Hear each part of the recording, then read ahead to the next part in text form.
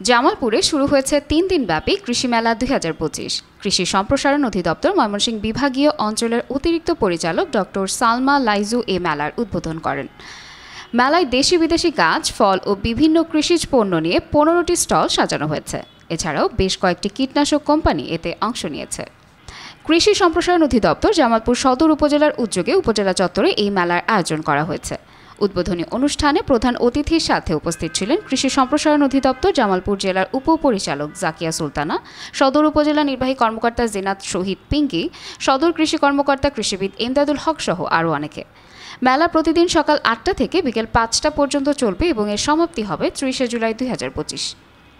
এই মেলায় আমরা আমাদের কৃষির আধুনিক প্রযুক্তিগুলো এবং আমাদের সময়োপযোগী যে কৃষিতে যে আধুনিকতা বা প্রযুক্তিগুলো এখন কৃষকের কাছে যাওয়া দরকার, তো সমস্ত কিছু আমরা মেলার বিভিন্ন স্টলে এটা আমরা প্রদর্শন করছি।